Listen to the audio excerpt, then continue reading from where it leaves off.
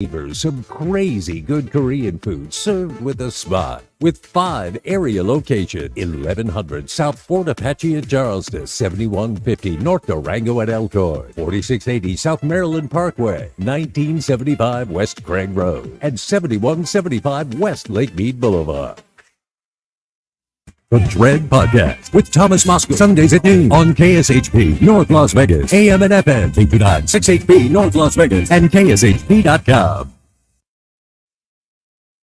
The views and opinions expressed in the following program are those of the program's participants and do not necessarily reflect those of station staff, management, and advertisers. It's time for the most interactive radio program in Las Vegas today. It's time for Pushing the Limits with Brian Shapiro. Brian will talk sports, politics, entertainment, and anything that matters to you. Feel free to call Brian at 702-221-7283. You want answers? I want the truth! Now, Pushing the Limits, here's Brian Shapiro.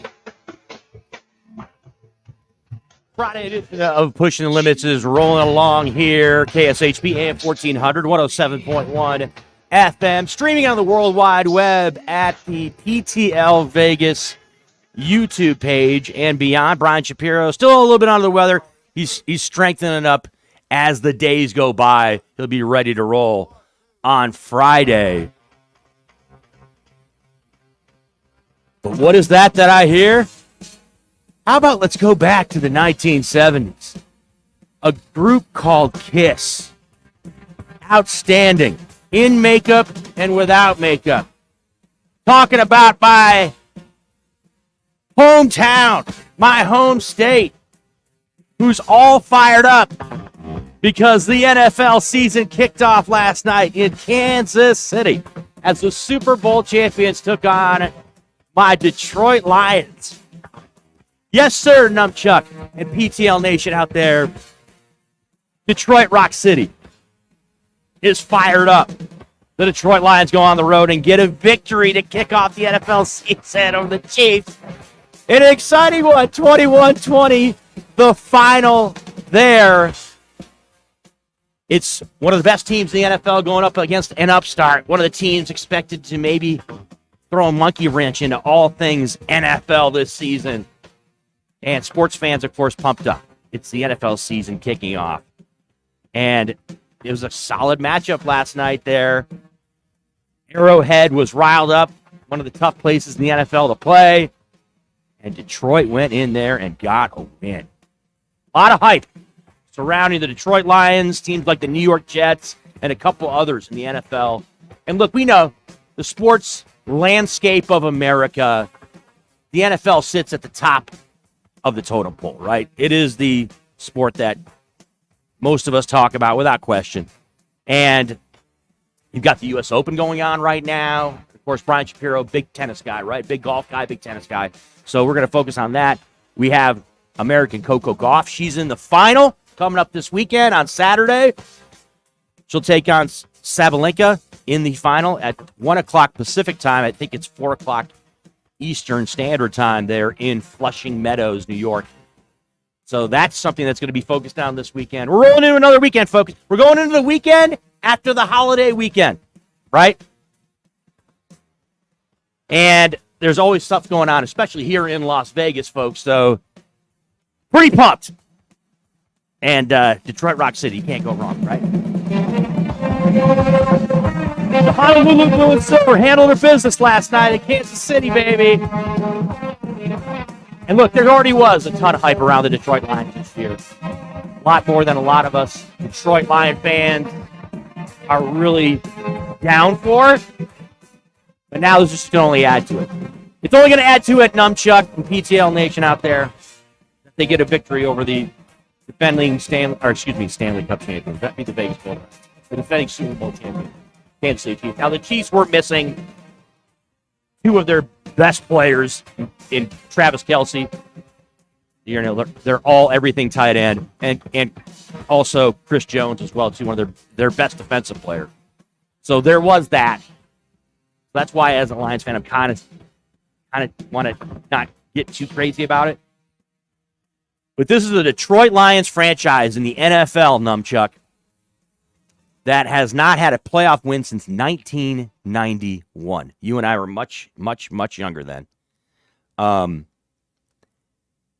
so, yes, people are going to kind of blow it out of proportion in my home state of Michigan and back in Detroit. But still, big win for Detroit. The Lions to kick off the NFL season. The NFL schedule starts in earnest on Sunday. The Las Vegas Raiders in action in Denver against the Denver Broncos. A lot of other very highly anticipated matchups. You've got Cincinnati playing Cleveland. You have the Monday night matchup with one of the best teams in the AFC, the Buffalo Bills, taking on the New York Jets. Of course, Aaron Rodgers, longtime Green Bay Packer. And, of course, Paul McKeskey, who we had on the show yesterday, is a Green Bay Packer guy. And so there'll be a lot of both Packer fans and, of course, Jet fans, wired in for that tilt on Monday Night Football to see what Aaron Rodgers and company with New York can do against the Buffalo Bills. But football's back, folks. A lot of college football going on this weekend. I mentioned, of course, the U.S. Open going on right now. And so for sports junkies like myself, Brian Shapiro, and others, it's a super cool time of the year. But other than sports, obviously, we are in the next year and a half going to be engulfed in what's going to be one of the more fascinating kind of times from a politics perspective in the United States. We have all of the firestorm that is everything surrounding January 6th that's going on, and individuals facing the music in that regard. The latest domino to fall last night, of course, is Peter Navarro, a former Donald Trump advisor who is facing, who was convicted of 2 charges of contempt of Congress. And it looks like it's a very real possibility that he's going to get jail time for this.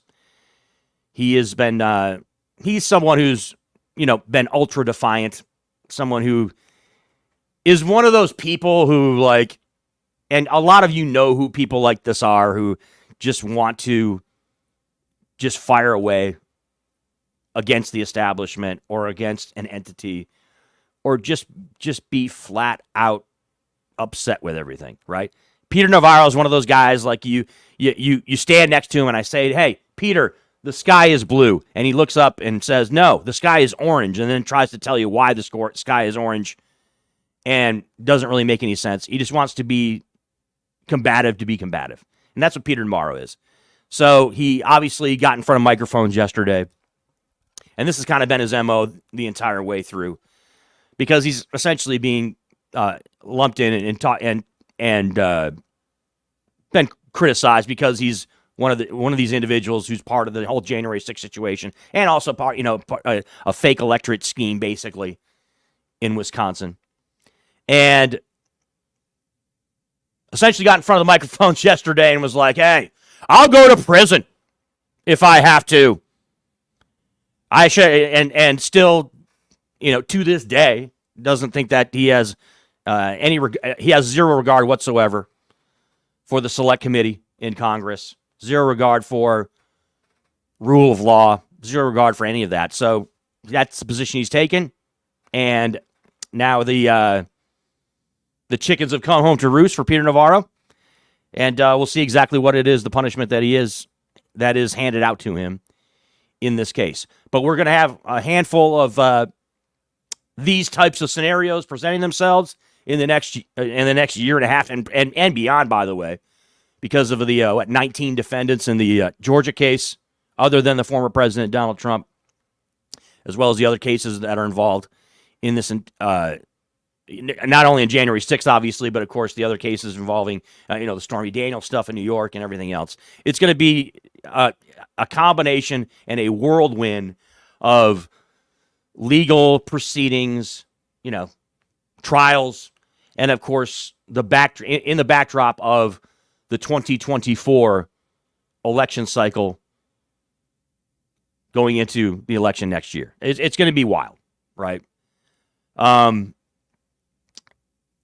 And, of course, yesterday I kind of elaborated a little bit on the overall landscape that is America and where we stand as far as Republicans, Democrats, independents. and the way people kind of think about this whole thing. Today, I wanted to kind of jump in to analyzing both parties and the options and what could actually transpire as we move forward here in the next 12 months plus leading up to the election and how things are shaking out. Obviously, we had the first Republican debate 2 weeks ago, and a lot of people have reflected on that and talked about it and have had opinions of certain candidates, and that's also something I want to get into as well. In hour number 2, Nikole Mitchell's going to join us. Life coach, model, and just overall inspiration to all of us, folks. This woman is a glass half full. She is a picture of positivity. And I've got some juicy topics I want to talk with her about. And so she's going to be on her regular segment on Fridays. Of course, every other Friday, Brian and company, and sometimes myself, head out to Sapphire, to the pool, for a outstanding remote in an atmosphere that a lot of us enjoy very much. And so when I knew that I was going to be having a conversation with Nikole, right, that I was going to have her on for the Friday segment, I had to go back, Numchuck and PTL Nation. I had to go back and kind of do some research because I'm a professional, Numchuck, and I want to make sure that I cross all my T's and dot all my I's when it comes to my guests. So I got a chance to kind of, take a look at Nicole's impact and some of her spots on the show. So I found a juicy topic that we're going to dive into, and then kind of a couple other topics to expand on as well too. But so it's going to be a lot of fun to have her in hour number 2 here on PTL Las Vegas. The phone number is 702-221-7283. So let's dive into this, folks. Now, I know a lot of people like to call into the show when Brian's hosting, and even when I'm co-hosting with Brian, or anybody else is on with Brian, and like to complain about certain things. You like to say, how come you're always bashing the Republicans, Brian? Chris and Brian, how come all you do is complain and harp on Donald J. Trump and about you name the Republican, or you name the political commentator, or you name the talking head on television or radio that is pro-Trump or pro-Republican? How come you're always complaining about those guys and you never complain about the Democrats? You never actually go on a diatribe about Joe Biden or Kamala Harris or members of Congress or members of the Senate that are Democrats and all the things that they're doing wrong. All right, so to all of you people out there, first I'll give an explanation as to why that is done. And second, I'm actually going to talk about Democrats today. I'm going to talk about some of the challenges that Democrats face and some of the mistakes that Democrats have made. Of course, I'm also going to talk about some Republicans too, because as I just pointed out, we saw the first Republican debate go down a couple of weeks ago, and there was a lot of people tossing out their opinions and takes regarding said debate and what exactly they predict for the 2024 nomination for the Republican Party as far as their nominee for president. And look, I get it. We're in America, and we're in a super hyper social media age where everybody that can get towards a microphone or get towards a cell phone wants to unload their opinion. And that's great. Sometimes it's great. A lot of times it's great. Not always great. But the point is that obviously myself, along with Brian, and all of you out there have had a chance to have everybody chime in on the Republicans at the debate and what they feel is going to happen when it comes to the GOP and 2024. The reason why there's more talk about the Republicans in this situation, a couple of them are fairly obvious. Number one, the President of the United States is Joe Biden, right? Point number one. Joey B is the president. We're expecting him to be the president again if he's reelected, obviously. And Democrats right now don't have there's no indication whatsoever that anybody is primarying Joe Biden and anybody is going to, and Joe Biden is still alive. He does not have dementia like a lot of you Republicans and right-wingers want to chime about, his dementia. Look, the guy's 80 years old. We get it. He has missteps. He has stumbles. He has situations in which he will have situations that present themselves. All right. Not like Mitch McConnell, where he has like freezing, multiple freezing episodes. But you get my point. Right now, he's the guy. And right now, Kamala Harris is the vice president. Now, look, there was a handful of days ago, this theory floated out on social media that, and look, I'm not going to sit here and act like I'm some constitutional scholar. I have read the Constitution, though, as all of you should out there, right? 7+ articles, 27+ amendments. It's essentially a blueprint, right, of how we do things in America. That's my kind of overview description of the Constitution. A lot of Americans out there, you want to act like it's some document that should be cemented in stone. I would not happen to agree with that take. I think there absolutely, if there's things that we can tweak in the Constitution, we should be able to do it, and we should do it. But I digress. There was this theory floated out there by some Democrats. Oh, how about this? How about if Kamala Harris, because Kamala is not necessarily hugely popular, even among Democrats, really, as the vice president. If you listen to Republicans, she's been like the worst vice president in the history of vice presidents, and she's just done an atrocious job, right? That if you listen to Republicans, listen to Democrats, they're like, not really huge on her, but whatever. And she does have her supporters. But there is this idea floated out there that she would step down as the vice president. Again, don't get into the weeds, people, when it comes to the Constitution and whether or not this can be done. I'm just talking about a theory that was tossed out there by the every men and every women out there. It's not by people that are actual scholars of the Constitution. So stay with me. Kamala Harris steps down. Gavin Newsom, in some way, shape, or form, is put in as the vice president. And then either before the election or after the election, if Joe Biden got elected, there's this idea that Joe Biden would step down. No real reason given why that would happen. But this was the theory floated out there that Joe Biden would step down, and then obviously Gavin Newsom, because he was the vice president, would be effectively the president of the United States. And that's how Democrats would kind of get over. And of course, as I'm describing this theory right now, there's right-wingers and Republicans out there that your heads are exploding. I get that, right? Oh my God, Gavin Newsom as president of the United States?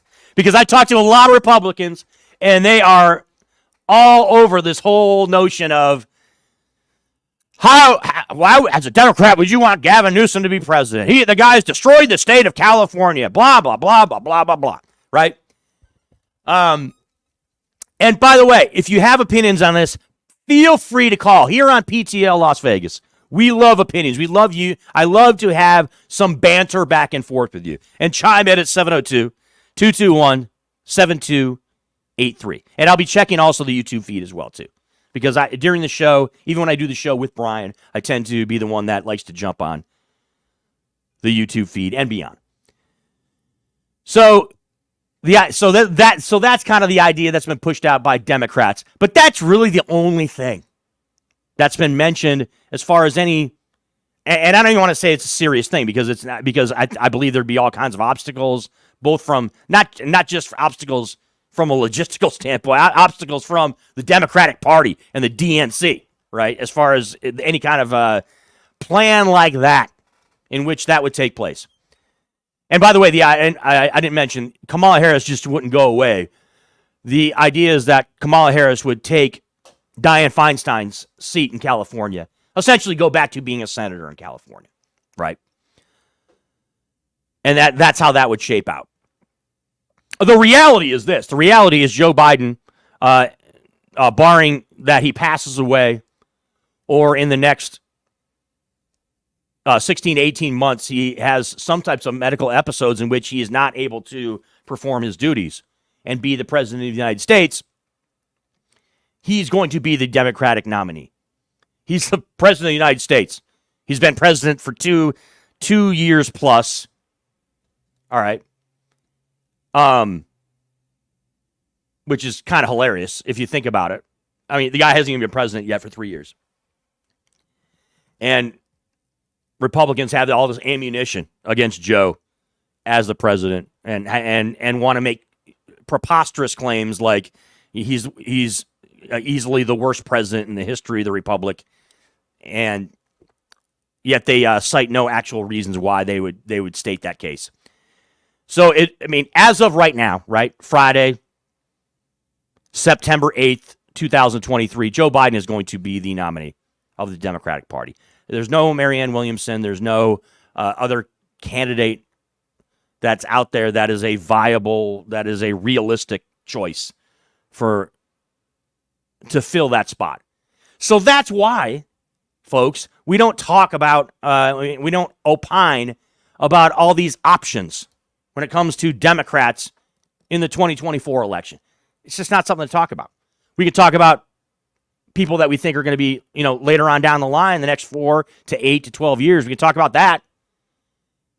And I've talked about this numerous times on this show and on social media, where, I'm a big Pete Buttigieg guy. Save it with the gay jokes. But, I think he checks all the boxes. You know what I'm saying. Come on. There's Republicans trying to tee it up right now if they're listening to this. And if they happen to come across this on YouTube later on, they're gonna have the gay jokes flying. But the man, yes, he's young, he's inexperienced, he's been a mayor of a small city in America. Not exactly a ton of experience, but the hottest candidate who I'm gonna talk about in the next either in the next segment or at the end of this segment, of course, on the Republican side, happens to be right in the same camp as Pete Buttigieg. But there are other options. Shapiro, obviously, in Pennsylvania, another one, no relation to Brian, that's been talked about on the Democratic side. And then, of course, you've got other names that are I would say bigger. Obviously, Michelle Obama's name's been tossed out as well, too. But again, Michelle Obama's not running right now. So I would be ecstatic if Michelle Obama, in some way, shape, or form, in the next 4 or 5 months, started to form a legitimate campaign and had aspirations to be the next president of the United States. I think Democrats would all fall in line and would be over the moon if that was the case. But that's not the reality right now. So there just isn't as much to talk about, folks. When you toss out the Democratic storyline that is 2024. Right now it's Joe Biden and Kamala Harris as the vice president. Again, there's also no indication that Joe Biden is about to kick Kamala Harris to the curb as his vice president. So that moves us to the Republicans. And obviously, because of the debate 2 weeks ago, that kind of got the ball rolling on Republicans and what they are expecting from their party moving forward into next year. And you saw the handful of candidates that are going to look to challenge the former president, Donald Trump, for the nomination. Now, I got into it yesterday about the whole how this is all kind of crazy and wacky, that you have a guy that's been indicted 4 times and has a possibility of being indicted a couple more times as well, too, by the way. Faces all this legal jeopardy, was twice impeached, 2020 election denier, saying that it was rigged. Still to this day, even after it's been proven beyond a reasonable doubt in the court of public opinion, especially, that the 2020 election was as solid as any election in modern political history, and that Joe Biden won the election, to this day, that person still is in denial and thinks they won the election and thinks it was stolen, and yet that person is still the choice to be. We got into this, and Brian's gotten into it a number of times on his show. We got into this, all right? He still thinks that he was robbed. He still thinks that he should be the president of the United States. And obviously he thinks he shouldn't have to run in 2024 because he thinks he should be a two-term president. That, of course, is not the reality. The reality is he's actually running again, and he's the first president to really run again. He's the first. Again, we're talking. We use the word unprecedented all the time. We use the word, against the norm. I mean, there's all kinds of descriptions you can have for what we're going through right now when it comes to the Republican primary and the fact that Donald Trump happens to be leading by a lot in this Republican primary. So you saw a handful of candidates on that stage, and it was, of course, an introduction of one of them specifically. A couple of them are going to be non-factors whatsoever when you're talking about the governor of I believe of North Dakota, who was so inconsequential I can't even think of his name right now. I don't even remember the guy's name. The guy that was on the end of the stage. You've got Asa Hutchinson, the former governor, right, of Arkansas, also on the stage. I think he's actually a pretty nice guy. I think he's pretty much a standard, go back to the 1980s Reagan Republican. But in today's day and age and political climate, he won't measure up. He won't make a dent, and he didn't make a dent in that debate. And so therefore, I don't think he's going to necessarily be someone that's going to be in the realm or in the race whatsoever as we roll into January. But there's a number of candidates that piqued a ton of interest especially among your Republicans, and Republicans are the ones that are going to be deciding on this, right? It's not going to be Democrats. It's not going to be independents necessarily. It's going to be Republicans that are going to do it. So we'll take our first break. When we come back, I'm going to dive into that, and we're going to talk about the guy that was really the firebrand of that debate and who has continued to be out and about in all types of media. And I'll give you my perspective on him and what I think about his prospects. It's Pushing Limits coming your way live on a Friday. Brian Shapiro out, Chris Winn in. The phone number, 702-221-7283. We love your comments. We love your takes. Please give us a call. Be respectful. Don't be dropping the profanity, folks. Stay away from it. But come strong with your takes and much, much more as we continue getting set for the weekend, folks, on KSHB AM 1400, 107.1 FM, and streaming on the World Wide Web at the PTL Vegas YouTube channel.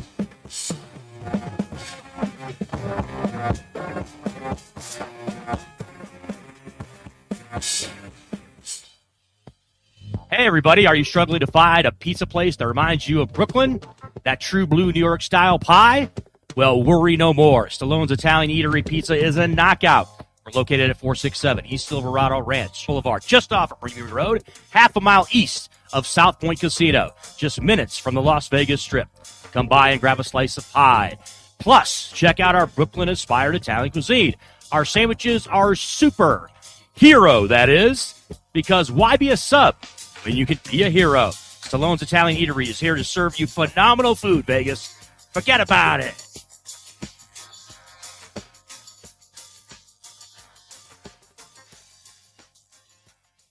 The London Bridge Resort in Lake Havasu is the perfect place to vacation in style.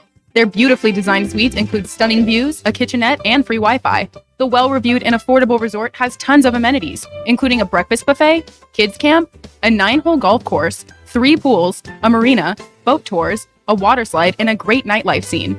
London Bridge Resort is centrally located in Lake Havasu City, Arizona. Go to londonbridgeresort.com to plan your getaway today. London Bridge Resort, your Arizona oasis destination.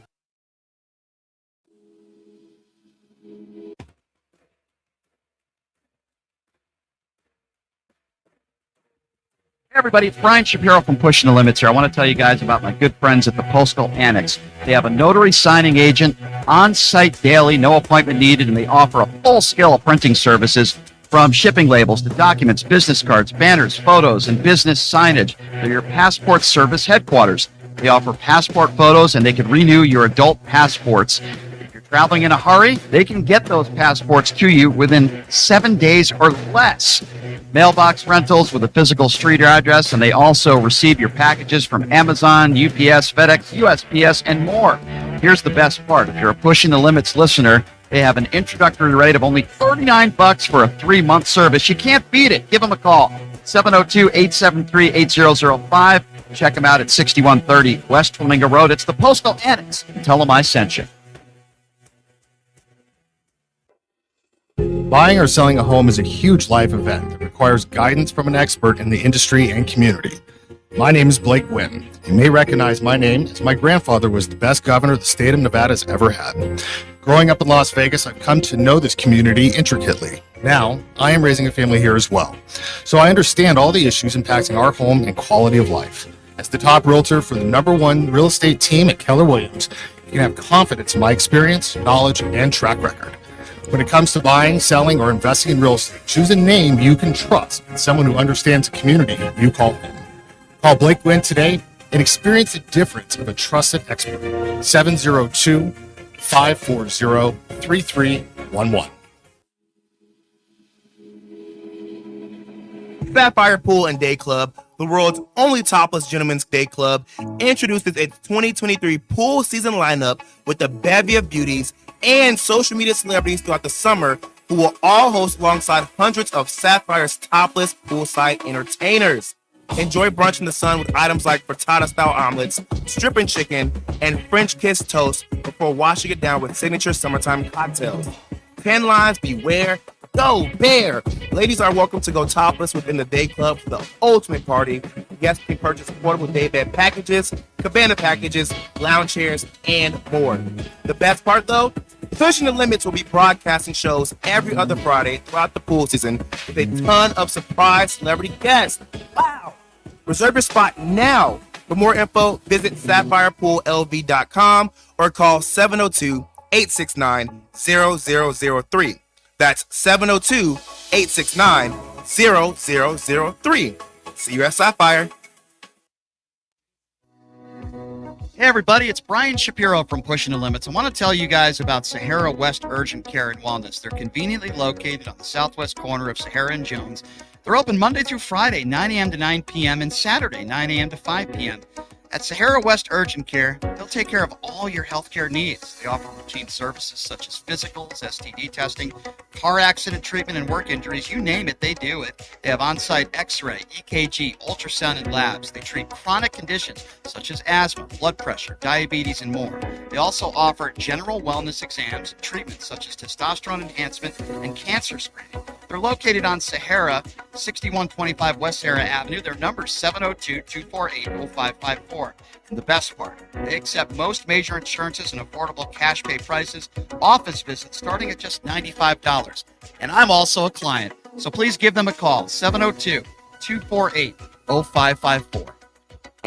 Hungry for the best barbecue in Las Vegas? Come out to the infamous barbecue and meat market, John Mole's Meats and Roadkill Grill in Las Vegas. John Mole's was featured on the Food Network's Diners, Drive-Ins, and Dives. Now take home delicious meat selections for your grill, and while you're there, grab a bite of the best barbecue in Las Vegas. With 2 locations now at Tom and Gowan or on North Decatur, you're sure to find the perfect meats for your next barbecue or party. Find us online at johnmolemeats.com. Big Dogs Brewing Company, open 24/7, is an award-winning brewery, a full-service catering business, and a fun, smoke-free brew pub restaurant with a full-service bar, including over 35 craft beers on tap, 35 multi-denomination slot machines, the best gaming promotion, and a lively, dog-friendly outdoor patio. Big Dogs Brewing Company, 4543 North Rancho Craig. Find out more at BigDogsBrews.com. Diners, the Nevada style pub invites you to play the best tavern, keno, and video poker in Vegas. Promos are how we roll to make the most of your gaming dollars here with us. Come play our proud partner gaming promotion, Fly Aviator Fly, and receive daily free play, bonuses, and more. With a chance to win awesome brand of prizes and big money for all the jackpots each week. It's not only great gaming that Diners Pub has, it's the 24 awesome rotating draft beers, and Vegas' best appetizers to match. So join us in supporting your Las Vegas Aviators, Golden Knights, Lights, Aces, and the Raiders, and we make history in Vegas. Diners, the Nevada style pub at 8410 West Cheyenne, 1750 North Buffalo, and Las Vegas Boulevard at Windmill. Diners, I love this place.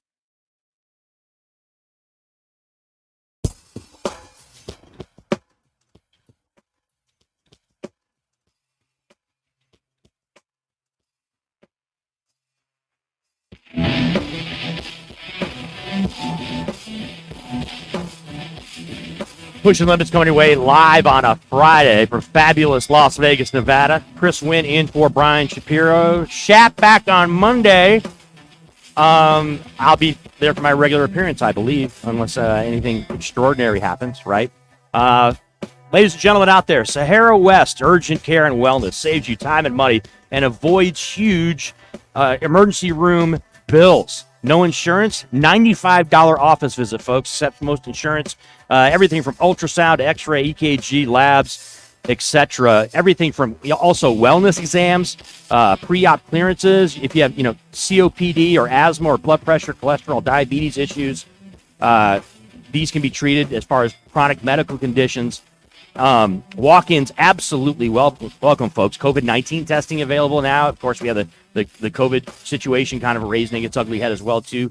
Back and again. Southwest corner of Sahara and Jones, 6125 West Sahara Avenue, Las Vegas, Nevada. 702-248-0554 is the phone number. Sahara West Urgent Care and Wellness, the best you can get in the Valley.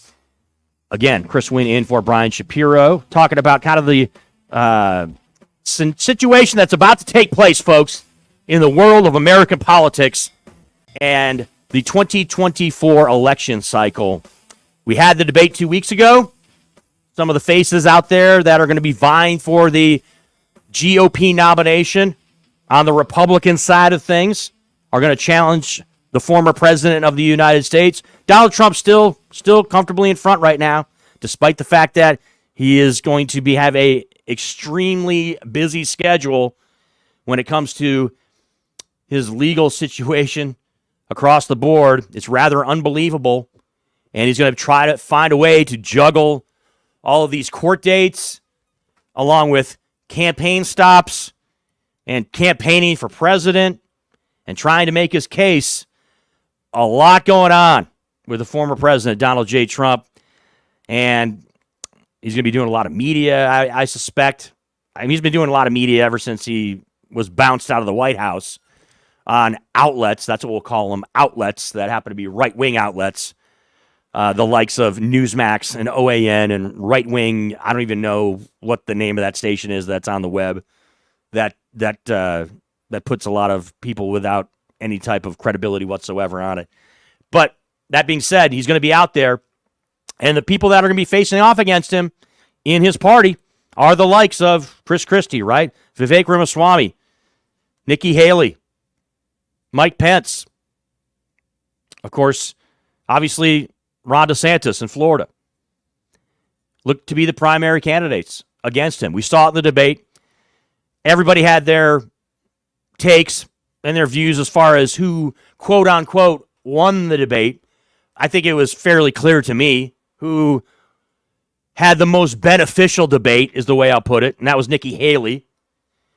She seemed to be the most sane and the most logical out of all the candidates that were out there on the stage that have a chance to actually dethrone Donald Trump. Other than Doug and Asa, who I already referred to, I don't think have much of a chance. But she made some points that I think could hit home with independents and maybe some Democrats, particularly on the issue of abortion, where she showed to have some type of reasoning that I think Democrats and independents could get on board with. And I'm sure probably ruffle the feathers of a lot of Republicans out there that are steadfast in their view on an issue as polarizing as abortion is. But I thought she did get a little bit of foothold in that debate, without question. I thought, in my personal opinion, and this opinion is shared by some, hopefully many more, I thought that Chris Christie came off pretty well in the debate.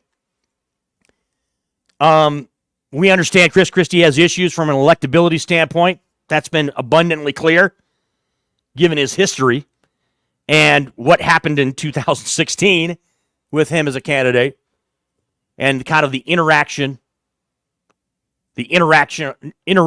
history that is he and Donald J. Trump. But again, he was one of those candidates up on that stage that pushed back on the idea that we should even be, that we, the Republicans, should be putting forth Donald Trump as a candidate in 2024. And he gave his reasons why. Another candidate that did that as well, too, was Mike Pence. Now, Mike Pence, from a personality standpoint, it's tough to get on board with probably for a lot of Republicans. And also for a lot of you MAGAs out there, you won't get on board with him because you still, to this day, you still think that he made some mistake on January 6th. You still think that he wronged you. You still think that he screwed over Donald Trump. You still think that he had something, he could have done something that he couldn't have done. So a lot of you Republicans aren't going to get on board with Pence. But there's a lot of the reasons why Pence isn't going to be the nominee either. It's just because he is a lifeless, kind of vanilla, non-inspiring individual who played second banana to Donald Trump during the Trump administration, and we all saw how that all played out in the 4 years between 2016 and 2020. He's not going to be the guy. But I will say this about Mike Pence. He is a guy who is actually a Republican. He actually is a conservative. I do believe that. Now, a lot of us Democrats and lefties would say he's a zealot, and he's so steadfast on a lot of issues that you can't even, he's someone who can't even compromise in any way, shape, or form at all. But at least he is who he is, or as who he perceives to be, which is not the case with the likes of Donald Trump and even some other people as well too, and as well as the guy who I'm about to talk about. So let's go down the road. Vivek Ramaswamy, young guy, successful in the private sector without question, well educated, very articulate, is fast with quips and with words, can be an engaging guy in a way, without question, a guy that tends very well to deal with media and interviews pretty well with the eyeball test, right? He's good-looking guy, young guy, like he can come strong with words. But the question with Vivek Ramaswamy, to me, and to a lot of people out there, is he a man of substance? Because there's a lot of situations that he's gotten himself into in the media in the short time period that a lot of us have gotten to know him as a candidate, where we thought, you know what, he sounds great, and it seems like he's strong in his convictions, and he actually does believe what he's saying, but he's basically a lunatic. And what he's saying is not something that is actually happening, right? And he'll say things that are just absolutely off the reservation. And things like he believes Donald J. Trump was the greatest president in the 21st century. Things like we can't have a climate in America where the justice system is prosecuting people for political reasons. He says things like, the United States can end the war between Russia and Ukraine. These are not things that are based in reality. These are not things that can actually happen. And you can make a clear distinction as to why they can't happen and why they aren't reality. But Vivek Ramaswamy makes it sound good, right? And he gets people fired up. And he does have a Trumpian quality to him. And what I mean by that is he's someone who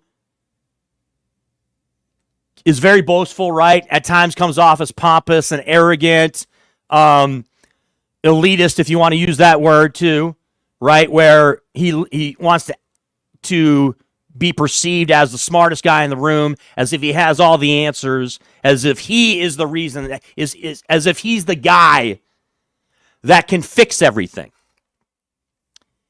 He uses he tosses out comments like, I want to be the unifier in the country. I want to be the great unifier. Yet he aligns himself with the politician and former president who you can argue is the person that is the worst person in the history of American politics when it comes to unifying the country. A former president, Donald Trump, who during 4 years of his presidency, as well as the 3 years after his presidency, up to 3 years after his presidency, essentially gave the middle finger to anybody that didn't vote for him, that has been compatible as all get out with anybody that does not subscribe to all things Donald Trump, right? He is someone who is absolutely wants to fire away and blast away at anybody that doesn't agree with him or align with his viewpoints or his beliefs or his takes. That's just the way he is. And Vivek Ramaswamy has kind of aligned himself with that. The phone lines are 702-221-7283. We want to get your thoughts here. JD gives us a call. JD, what's going on your Friday, sir? How are you? Well, I enjoyed the game last night. I figured you did. And absolutely. I have 2 points I want to make. One was, do you think they really needed to inject the controversy into that game by playing the Black National Anthem? Yeah, I did. To be honest with you, I was actually working at my other job, so I did not see the national anthem. Or I haven't. And to be honest, I haven't even after the fact, right after the game, JD. I haven't had. I mean, I consumed some media last night as I was prepping for the show, but I don't remember anybody even talking about the Black National Anthem as far as them even playing it. Yeah. They had a choir group sing it, and they got some boos. And I would assume that they're going to play it against all the other games, and it's just going to add another piece of controversy to the NFL. I don't think we need it, but I guess Goodell does. Anyhow, the other point you were talking about Navarro, and I guess you were also talking about Bannon for not honoring the subpoena by the January 6th people. Right, Peter Navarro, basically. I didn't talk about Bannon. Yeah, Bannon is also in the same. He's in the same predicament. Right. He didn't do it either. Mm-hmm. I sort of recall under the Fast and Furious, where Attorney General Holder, Obama's wingman, as he claimed, was in contempt of Congress twice for lying, and Obama's DOJ now did not bring any contempt of Congress charges against him. So there's precedent, and I think there's a problem in the January 6th with Navarro and Bannon not appearing. Supposedly, all of the testimony that those hearings conducted with Liz Cheney and Kinzinger and all the other Democrats is missing. So there's no evidence. Well, no, the purpose of the select committees, right, were to investigate January 6th and who was culpable in everything surrounding January 6th, right? Whether it was election, whether it was whether it was fake electors, right, JD? There's a lot of aspects that came into play. They're being charged for not appearing, for not. No, it's not being. They're not being charged. Peter Navarro is just convicted on 2 counts. Okay, he is going to be sentenced in January 11th, I believe it is. Numchuck, right? He's going to be sentenced to up to what 12 months in federal prison, or he could get, or he might not be sent. Yeah, he might not be sent. It's already a done deal. It's already a done deal. It's been convicted, JD. This isn't. There's no trial. This isn't. That's not how it works. It's not a trial. It's already been signed, sealed, and delivered. Okay, it's already done. You're talking about. So you're a little bit behind on the steps when it comes to this. It's already a done deal. I didn't know. Yes, I didn't know that. It's already a done deal. No, he was indicted on 2 charges of contempt of Congress back in June, I believe it was. He was indicted back in June. And the proceedings they've already concluded. Look, JD, this isn't just. I'm just trying to point out facts to you. This isn't Chris Wynn's opinion or JD's opinion. The proceedings have already transpired. He's already been convicted. Okay, of 2 counts of contempt of Congress, and it's my understanding. Look, again, I'm not a legal expert, but it's my understanding that he's going to be. Who convicted him? The proceedings they've already transpired, JD. It's already taken place. There was already who convicted proceeding. Who did this? In the courts. All right, so I got to go back. So JD, look, we're getting in the weeds here. He's already been convicted in I would expect a court of law. Okay, I'm again, this is you're springing this on me, so I'm going to try to look this up, but he's already been convicted in a court of law of 2 counts of contempt of Congress. He is getting So the judge, whatever the court was, I don't know exactly what the court was, but he was already convicted. It's already a done deal. So when you're saying that there hasn't been a trial, there has been. I've never seen any of it. There has been. Yeah, because it's Peter Navarro. Nobody cares. It's Peter Navarro. He's one of the advisors to the former president. It hasn't been something that's been. I know who he is. Yes. I know who he is.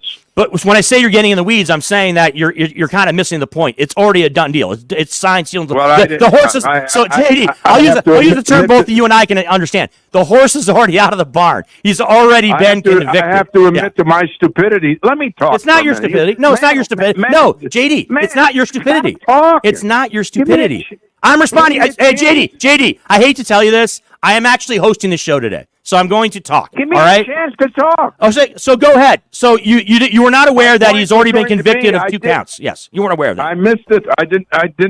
I was assuming, and when you assume you make an ass out of yourself, that he was indicted, and then he has to go to trial before a punishment is going to be put on him. So I'm wrong if that wasn't the case. Yes, you're not aware of the procedure. Apparently, that has already taken place, in which there was a quote unquote. You want to call it a trial, I guess. Because we didn't do it. We didn't do it to Holder, so I'm not aware of it.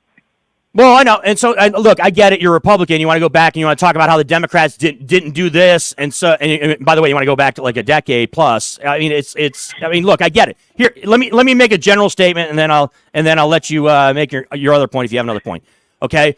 If there's Democrat, I don't care if you're a Democrat, Republican, or an independent. If there is a body of the Justice Department, right, or if there's a district attorney in the United States of America that has credible charges, JD, that you have committed a crime, right, and they have actual evidence to, in fact, charge you with that crime or indict you for that crime, and then you do go to trial or you do have legal proceedings in which you are convicted of said crime, then you should have to do the time and face the music. It's as simple as that. So I'm not going to sit here and be disingenuous with you and say, well, yeah, Democrats should be able to get away with whatever they want to get away with because they're Democrats, and Republicans should all have their feet held to the fire regardless of whether or not the charges are credible or not. That's not what I'm going to say, because I'm not somebody who does not look at these things through actual clear glasses and in a logical and reasonable way. Okay, JD? I'm not going to do that. So, but I understand why you would bring that up, because you're a Republican and you want to talk about how the Democrats are biased towards Republicans, or how Democrats do things differently than Republicans, and by differently you want to make it seem like it's some type of nefarious activity. from the Justice Department. It just isn't that. That just isn't what it's about. But did you have another point, JD, or no? No, excuse me. You wore me out, and I ran out of gas again. So maybe you better check what I asked you yesterday on the gas price in Las Vegas of $5.77. Yeah, it was actually so my friend of mine who is very combative with me as well too when it comes to politics, JD. And JD, have a great weekend, by the way. We got to get to a couple other callers, and I appreciate the phone call.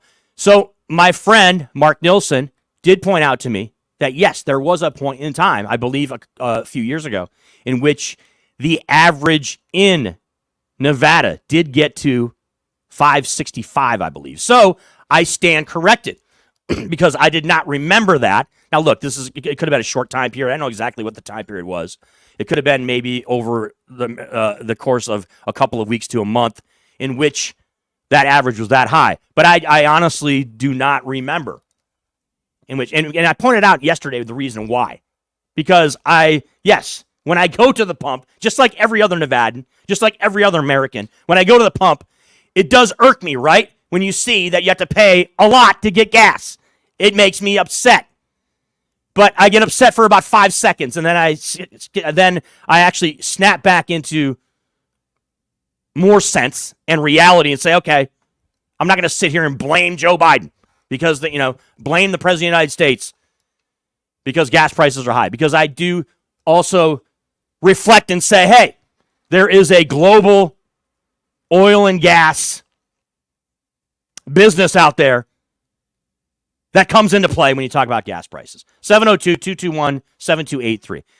So JD chimes in and gives us some talking points to talk about, and that's good. And at the top of this hour, I want to finish off on the Vivek Ramaswamy stuff because he's the guy that absolutely generated a ton of interest. So I want to cap that off. And then at 1:15, Nikole Mitchell's going to join us.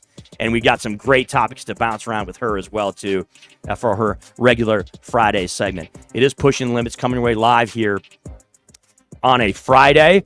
Folks, Jackson's Bar and Grill. You need to stop by. It is the premier gaming bar in all of Las Vegas on the corner of Jones and Flamingo. When you want to talk about outstanding menu, food specials across the board throughout the entire week, gaming specials throughout the board. You want to talk about free play. You want to talk about opportunities when sporting events are going down.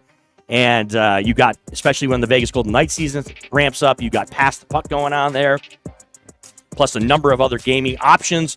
When it comes to your favorite machines, they've got Keno across the board. They have video poker, video slots.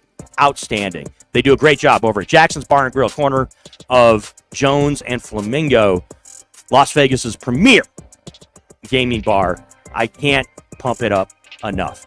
Hour number 2 on the way. I'm going to cap things off on my discussion regarding the GOP debate and much, much more. We'll take some of your phone calls at 702-221-7283. As 1 hour is down, another one to go. Chris Winn in for Brian Shapiro, along with Justin Numchuck here live in studio. It's KSHP AM 1400, 107.1 FM, and streaming on the Worldwide app on the PTL Vegas YouTube channel.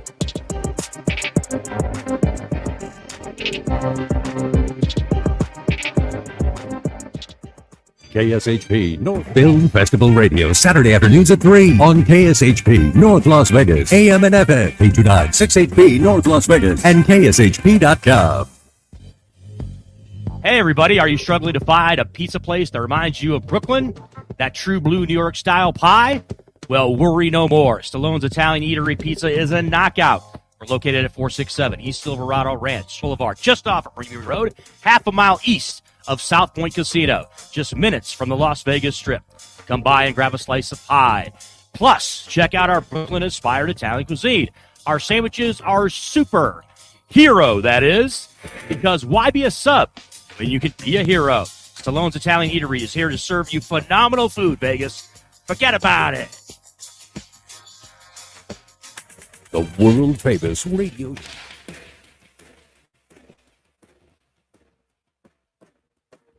Hey everybody, it's Brian Shapiro from Pushing the Limits here. I want to tell you guys about my good friends at the Postal Annex. They have a notary signing agent on-site daily, no appointment needed, and they offer a full scale of printing services from shipping labels to documents, business cards, banners, photos, and business signage. They're your passport service headquarters. They offer passport photos, and they can renew your adult passports.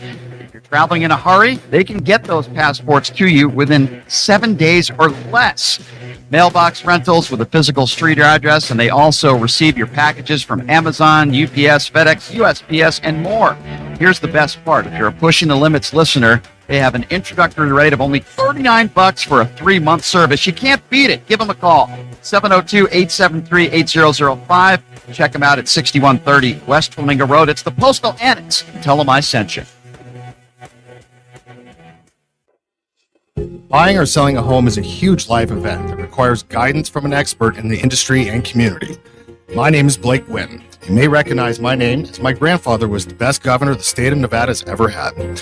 Growing up in Las Vegas, I've come to know this community intricately. Now, I am raising a family here as well, so I understand all the issues impacting our home and quality of life. As the top realtor for the #1 real estate team at Keller Williams, you can have confidence in my experience, knowledge, and track record. When it comes to buying, selling, or investing in real estate, choose a name you can trust and someone who understands the community you call home. Call Blake Winn today and experience the difference of a trusted expert. 702-540-3311. Sapphire Pool and Day Club, the world's only topless gentlemen's day club, introduces its 2023 pool season lineup with a bevy of beauties and social media celebrities throughout the summer who will all host alongside hundreds of Sapphire's topless poolside entertainers. Enjoy brunch in the sun with items like frittata-style omelets, stripping chicken, and French kiss toast before washing it down with signature summertime cocktails. 10 lines, beware, go bear! Ladies are welcome to go topless within the day club for the ultimate party. Guests can purchase portable day bed packages, cabana packages, lounge chairs, and more. The best part though? Pushing the Limits will be broadcasting shows every other Friday throughout the pool season with a ton of surprise celebrity guests. Wow! Reserve your spot now. For more info, visit sapphirepool.lv.com or call 702-869-0003. That's 702-869-0003. See you at Sapphire. Hey everybody, it's Brian Shapiro from Pushing the Limits. I want to tell you guys about Sahara West Urgent Care and Wellness. They're conveniently located on the southwest corner of Sahara and Jones. They're open Monday through Friday, 9 a.m. to 9 p.m. and Saturday, 9 a.m. to 5 p.m. At Sahara West Urgent Care, they'll take care of all your healthcare needs. They offer routine services such as physicals, STD testing, car accident treatment, and work injuries. You name it, they do it. They have on-site x-ray, EKG, ultrasound, and they treat chronic conditions such as asthma, blood pressure, diabetes, and more. They also offer general wellness exams and treatments such as testosterone enhancement and cancer screening. They're located on Sahara, 6125 West Sahara Avenue. Their number is 702-248-0554. And the best part, they accept most major insurances and affordable cash pay prices, office visits starting at just $95. And I'm also a client, so please give them a call, 702-248-0554.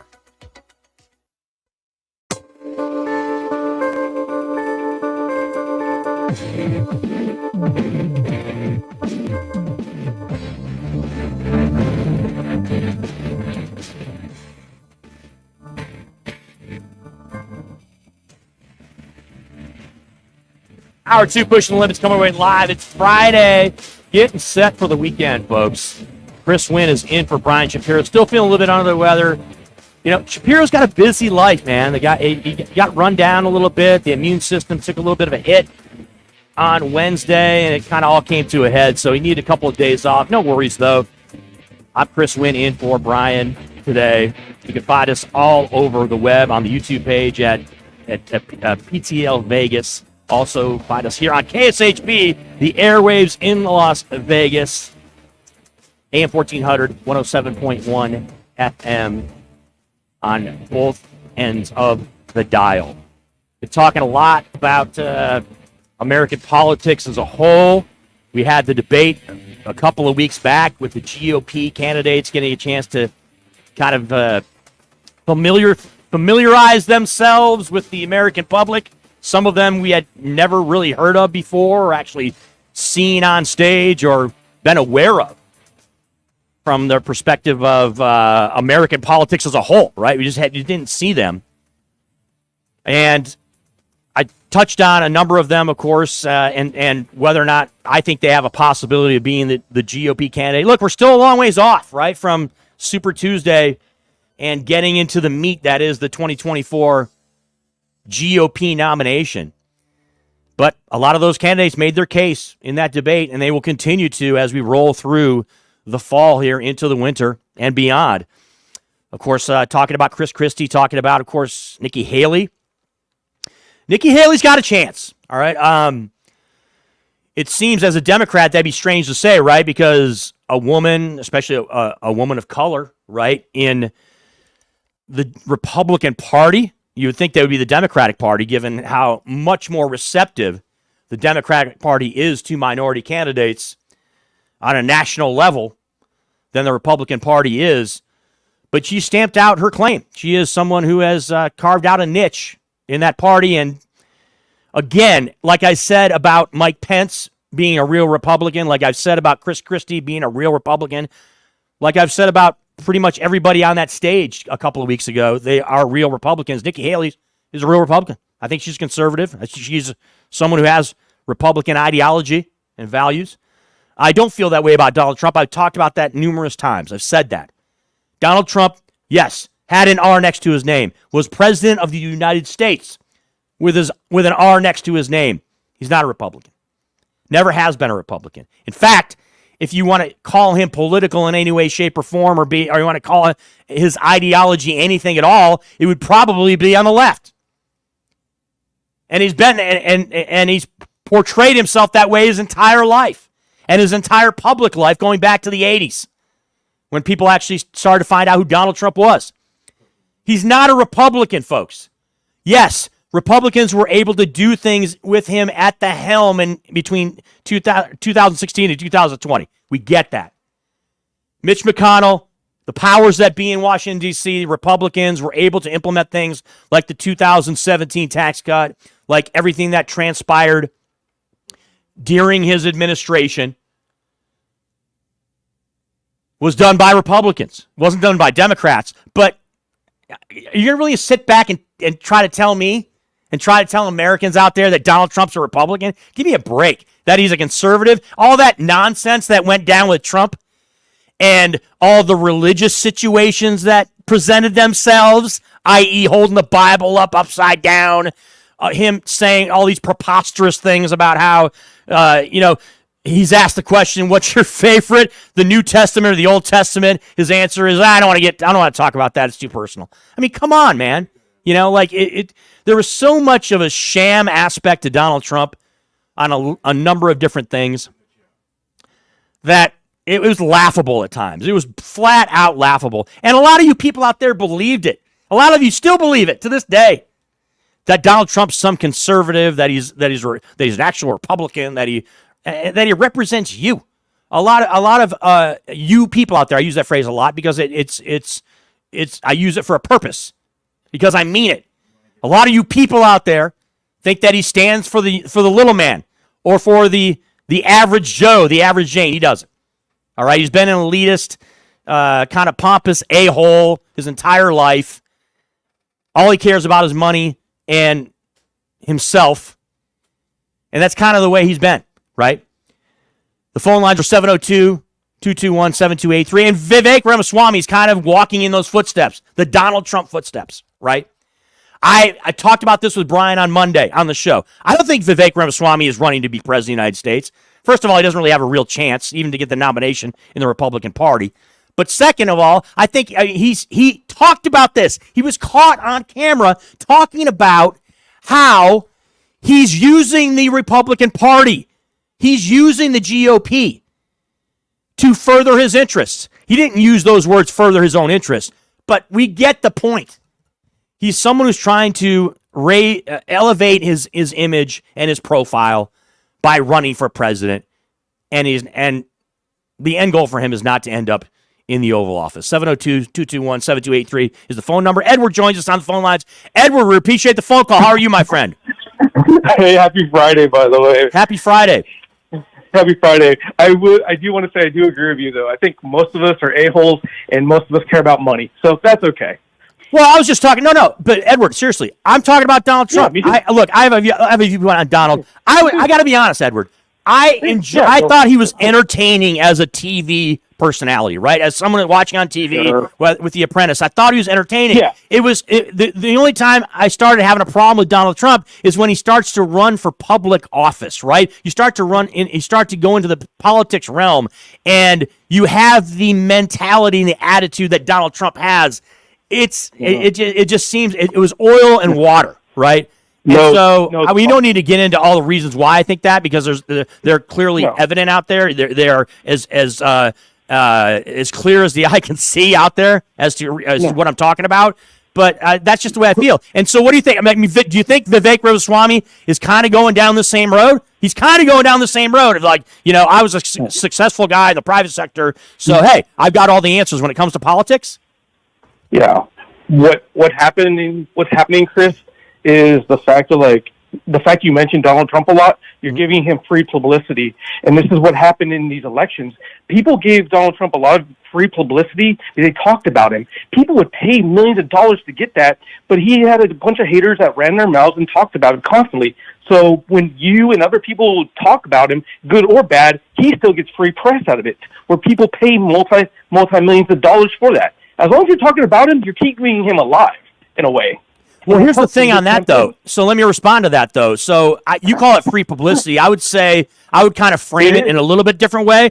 He's somebody who was a celebrity previously, right? Like, we all knew who Donald Trump was. He's kind of, I got to be honest, he was kind of an American icon, but not necessarily in a great way. Like, he's an icon in that he was a celebrity, right? He's kind of a symbol of being rich. Like, he's someone who a lot of example, right? Rap artists and people use him in their songs, right? Because you think of the image that is Donald Trump back in the 80s and 90s and beyond. You think of, rich guy in America who made it, right? Money. Yeah, rich guy who's killing it. That's kind of the image. So when it comes to, he was already going to get a lot of pub, right, and a lot of press going into 2015. He was already going to get it because he's Donald Trump. He's a celebrity, So to your point, though, that I'm someone who is giving him more. I mean, look, I'd calm down on that. I mean, we're a local radio show. Thank you. So yeah, and by the way, again, Edward, he's running. Yeah. He is the leading candidate on the Republican side in 2024. So it's the same thing I say to all these people that chime in and say, "Why do you talk about Donald Trump all the time?" Well, because he's the guy right now in the Republican Party. That's why we talk about him. Yeah. I think we all kind of want the same thing, and I'm just going to take a shot at it. And we all want lower gas prices. We want better health care. We want to be taken care of in a way. And the fact, I believe the retirement just went up, right? From I believe retirement was at 65. Now it's gone up to 67, I believe, or something like that. Where people have to work longer and further throughout their lives. I mean, what else can we do? I just want low gas. I want lower gas prices. I just want the world to be a better place. And absolutely, Edward, absolutely, that's 100% correct. But you know what though? Also, Democrats and independents want that too. Like this idea is the same thing that happened during COVID-19, right? People that wanted to make COVID-19 political, they want to act like Democrats were on board with all these shutdowns, like Democrats wanted to ruin the economy, and Republicans were the ones that were the voice of reason. We're the ones that want to open everything up. We're the ones that don't want to destroy America. But the Democrats, it's all ludicrous, right? And hey, Edward, appreciate the phone call. Hey, Edward, I appreciate the phone call. We're up against it. We have our guest, Nikole Mitchell, coming on pretty soon. But have a great weekend, sir. Have a great weekend. Look. Thank you, sir. Have a great weekend. Hey, look, this idea that Republicans are the only ones, that you're the only noble ones in America that want good things for America is beyond ridiculous, all right? That's not the way it is. Democrats, like myself, also want America to thrive. We're not happy, and we're susceptible to depression during COVID-19 because we were locked away in our houses. People that know me, Chris Winn, people that know Brian Shapiro or Justin Chuck, Yeah, we didn't want to be locked away in our homes for months on end. I'm the last person that wanted that type of. I'm a person that's out and about in the community in Las Vegas. I'm an everyman. I'm the guy that's out in the watering holes and out in the restaurants and out in the at social events all week and all weekend long. So this idea that that Democrats were looking to just destroy America. And we're looking for reasons to have lockdowns, or looking for reasons to have the economy tank, or looking for reasons, particularly locally here, where the Las Vegas Strip was going to be shut down. And that's what we wanted. It's all not true. It's all a bunch of BS. It is. It's all a bunch of BS. I am someone who thinks about what happened during the pandemic. And I think about it like this. A lot of the lockdowns and school closures and things that took place that were unprecedented, right? That hadn't happened in, 100 years, or it didn't even happen back during 1918, right? I want to believe that they were done for the right reasons. They were done for the benefit of mankind. They were done because it was a consensus of Americans who know about these things, i.e., public health experts, scientists, doctors, in cohesion with public officials and elected officials, yes, politicians, and that the decisions are made, and that's why they were made. They were not made because somebody is a Democrat and felt they were furthering Democratic principles. They were not made because Republicans made the decisions and were furthering Republican ideology or beliefs or viewpoints. It was done for the greater good of us out there. That's what I want to believe. Some may take shots at me, try to say, oh, yeah, you're just being pie in the sky, Chris. No, I'm not.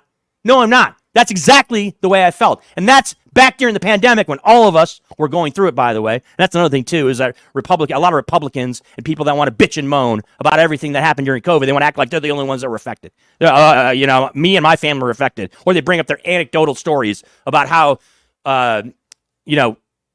certain aspects of their lives were just flat out horrible. When the fact of the matter is this, the facts are this: over 1 million people died in the United States, millions across the world died, and so we don't have some of our aunts, uncles, grandparents, parents out there, friends, are no longer with us because we had a horrible pandemic that was not the fault of any Americans, least of all Dr. Fauci. It wasn't his fault either. That was the fault of a situation in China. Whether it be a lab leak, whether it be a wet market, whatever it is, the whole thing's cloudy, but everybody wants to chime in on it. I want to believe it was done for the greater good, and that's my take, and I'm sticking to it. It's Pushing the Limits, coming live on a Friday. Chris Winn in for Brian Shapiro, Justin Chuck here, making us sound good and look good, and joining us now is a picture of inspiration, folks. She is a life coach. She is a model. She is all around glass half full type of person who I am very fortunate now to finally get a chance to meet. Nikole Mitchell joining us now here on Pushing the Limits. Nikole, we appreciate you spending some time. How are you on this Friday? So happy to be here, Chris. It's so great to meet you face to face. We've texted a little bit. Yes. And I'm definitely glass half full kind of person. I'm so happy to bring that to your guys' show. Thanks for having me. So we just got out of a holiday weekend, right? We're getting set to go into yet another weekend. And this is, Nikole, I'm kind of biased here. This is kind of my favorite time of the year because not only am I a big sports guy, but this is the time of year where you got the transition from summer to fall, but summer's not over yet. You know what I mean? From like a weather standpoint. Mm-hmm. So we can still be out and about. You still can kind of partake in some of the things you did during the summer, and it kind of leads into fall. And it's just my favorite time period of the year that we have right about now. That's amazing. I love it too. I'm a summer babe. Like, give me all the sun, all the warmth. But as we transition to fall, like, it's such a beautiful time of the year, especially for you guys in Vegas. Like, I do not know how you survive the summer heat. So I'm sure fall feels so much better. Yeah, so I have the best. I have the best of a lot of worlds, Nikole, because I'm someone who I'll give you a little background on me. I grew up in the Midwest, right? I grew up in Michigan, and then I went to college in Massachusetts and lived in the Northeast for 5 or 6 years. Then I moved down to Florida for the better part of a decade, where I worked in the service industry as well as in the media a little bit down there. And then I got into the media hardcore as I moved out to Las Vegas. And now I'm a native Las Vegas guy who's been out here for 2 decades, since 2003. And had a chance to also work in the service industry out here as well, as also been had a solid foot in the sports media here in Vegas for the past 14 years plus. So, but when I say I've had the best of a lot of worlds when it comes to not just climate, but just kind of just the way things are right in America, it's been a great run for me in the past 30 plus years as far as that goes. I love that. Do you see yourself staying in Vegas? I think so. Right now, that is a possibility. Now, look, I just entered into my 5th decade, right? So, prospects as far as what I'm going into as far as the next phase of my life is the way I'll put it, right, Nikole? When I love it. When you make that move when you start getting those AARP letters in the mail, Nikole, and you start to kind of reflect on what the next chapter of your life is going to be, I think that there's a real solid chance it could be here in Las Vegas. But the first topic I wanted to bounce off you, and we've got some juicy ones, Nikole. Give it to me. It kind of goes down this road. So you're someone who, as a life coach, you're someone who has made a transition, right? Especially from the part of see, Nikole, I'm a semi-professional. So when I knew that I was going to have this conversation with you, I had to go back and I had to do little show prep, little research and everything that is Nikole Mitchell, right? And kind of your story. And so you're someone who's made a transition, right? From one, not just way of life, but obviously different occupations, different kind of direction in your life.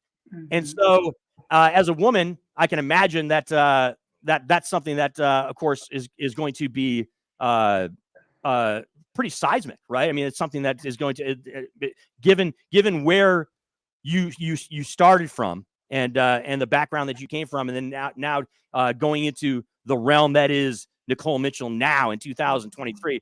I can imagine that's a pretty different kind of life situation that you are engulfed in right now as a person.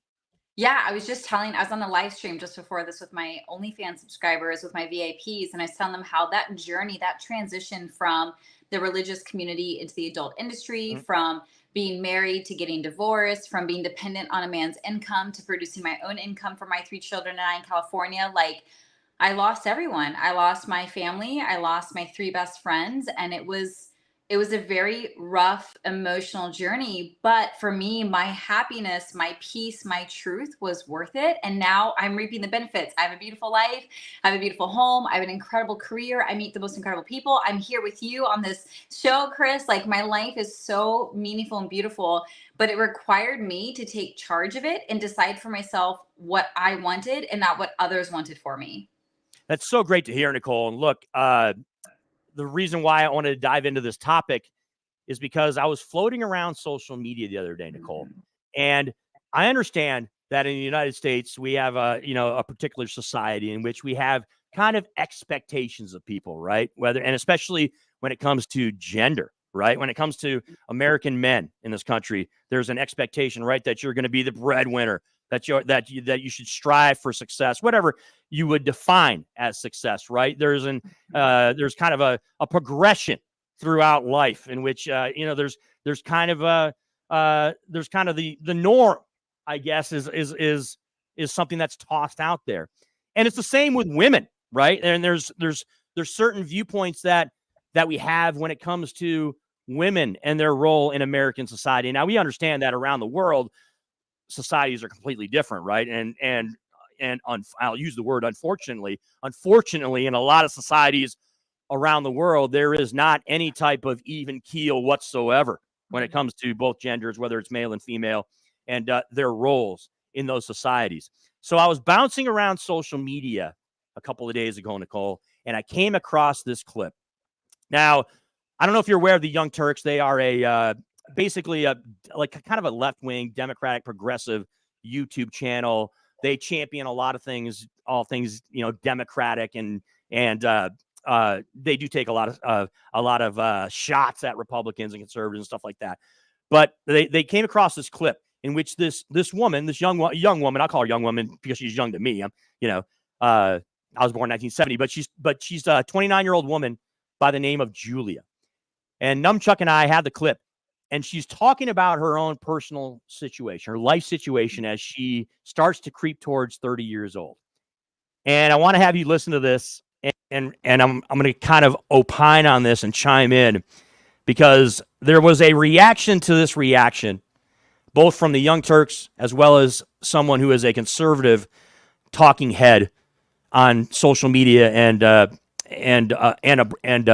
beyond, that had a very critical approach to what she had to say. So this was Julia talking about her life situation right now. It's 10:45 a.m. on a Saturday. I'm 29 and single, and I don't have kids yet. Here's what your Saturday morning looks like when you're single at 29 and you don't have a kid running around the house. I didn't rise from my bed until 10:15. Every time I thought, I should probably get up and do something, I thought, why? Nobody's making me. I'm not missing out on anything. I went to Beyonce last night, and I didn't get home until 1 a.m. And I danced and drank my little heart out, and I didn't pay a babysitter to watch my kids as I did that. Now, So this is Julia, right? 20, not yet 30-year-old American woman, talking about a situation regarding, a concert and kind of where she is at in her life, right, Nikole? And obviously, when you watch a clip like that, they're you would expect it generates some reaction across the board, right? Mm-hmm. And a lot of people, their reaction is going to be based on their political ideology, how they're brought up, what type of person they feel they are, if they feel like they're a liberal or a conservative, Republican or Democrat, independent, whatever, or you're not. And a lot of people in America, I would expect, they hear that clip, doesn't mean a whole lot, right? They're like, oh, okay, she's talking about, how, easygoing her life is, how she doesn't have a ton of responsibility. It is what it is, whatever. Don't really make much of it. Mm-hmm. Then there's people like me, and I'm not going to speak for you. I want to have your opinion on what you think when you hear this. When I hear that, I'm like, good for you. You're doing what makes you happy. You're at a point in your life where you're kicking to the curb any of those expectations that some Americans would have, where you got to be married by the time you're 22 years old, and you got to have you have to start having kids when you're 23, 24. And you should be at a certain point in your professional life at that age, at 29, and you should have more structure in your life, or this and that.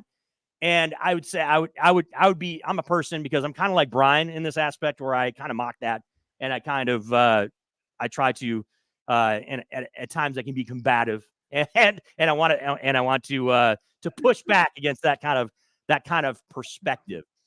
And then, Nikole, there's people like Matt Walsh. I don't know if you know who Matt Walsh is. He's a conservative talking head on a number of platforms, YouTube, TikTok, across the board, Instagram, wherever he can get his voice out. He is someone who's, I would describe as conservative, but I also describe him as a super hyper judgmental, kind of bigoted guy. Mm-hmm. His opinions with respect to the LGBTQ community, as well as particularly transgenders, I think are abhorrent. And I think I would be highly critical of. Let's put it that way. I'm kind of being diplomatic here, Nikole, but understand my point. Yes, He's someone who he is someone who is along the lines of, I think women should be barefoot and pregnant in the kitchen. Let's go back to the 1940s, 1950s with our American cultural viewpoints when it comes to the roles of the husband and wife in the homestead. You get what I'm saying, Nikole? Yeah. That's kind of that's kind of the vibe that you'll get from a Matt Walsh. And he absolutely goes down this road when he becomes super critical of this 29-year-old woman who's just speaking her truth and talking about her lifestyle. Yeah. And he starts talking about what she, about how she's so selfish, and starts to how she's unintelligent.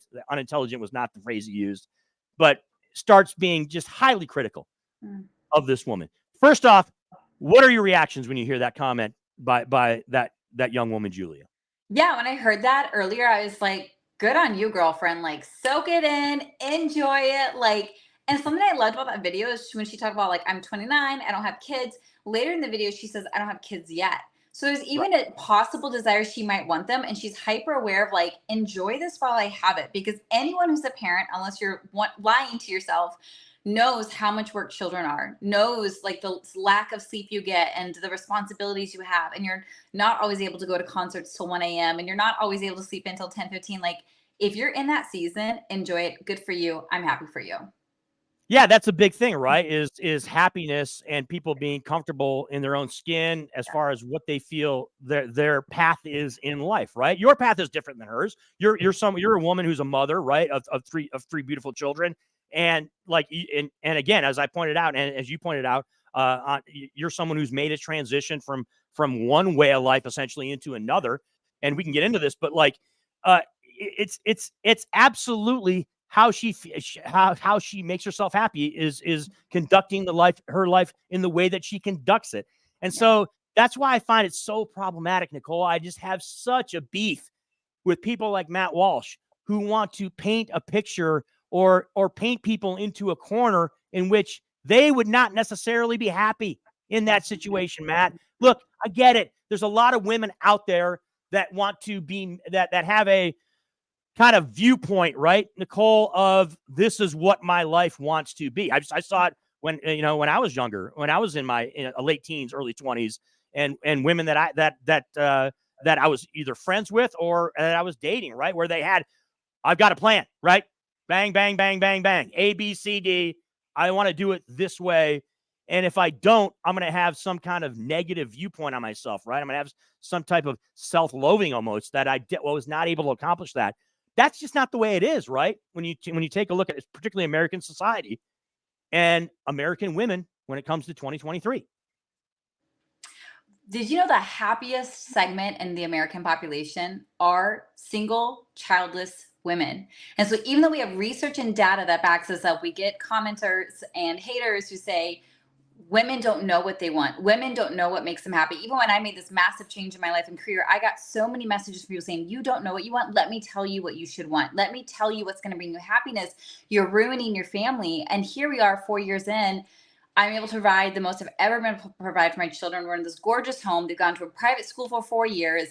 I have all this ample time with them because of the success I've built. We have open and honest conversations. They've seen their mom go from struggling to happy, from poor to wealthy. And like, that is one of the best gifts I can give to them. And so to try to tell me or any other woman or any human, in fact, this is what will make you happy, let me tell you, is just ignorant and frankly inaccurate and unethical. And so, like you said earlier, the only person who knows what's happy for you, what's going to fulfill you, what's going to bring you joy in life is you.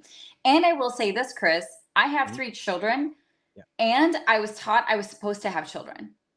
Right. I sometimes think about what would my life had looked like had I not been indoctrinated from birth that I must marry a man and have his children. I fulfilled that script until my 30s, and then I had this realization, like, this isn't the life I chose for myself. This is a life I was told to have. And when I reflected on and reevaluated, what does Nikole want? That's where this massive change happened. And I think we're so afraid of women knowing what they want, letting themselves have it, becoming successful and powerful, because we will then influence society. We'll change how things are. And if you can convince a woman to be what you need her to be, to play smaller than she is, to be miserable rather than happy, you control a large segment of the population. Nikole Mitchell joining us here on PTL Vegas. Brian Shapiro out today. Chris Winn in. We're having a fascinating discussion regarding the roles, right? The general gender expectations in American society, and where we stand right now in 2023. It's a very different era, Nikole, right? This is, you're someone who Again, I'm not like B-Shat, by the way. I'm not going to flat out, ask you your age, but I do know your age. But the point being is that you're someone who's kind of teetering on the edge. It's a generational thing too, right? It's a generational type situation. You're someone that's on the edge pretty much of Generation X and millennials, right? As far as your age range, I'm solidly in the Generation X range, right? Which is the generation after the baby boomers. Make no mistake about it, right? Back when the baby boomers were I mean, baby boomers are obviously still around, but I'm talking about back when they were in childbearing age.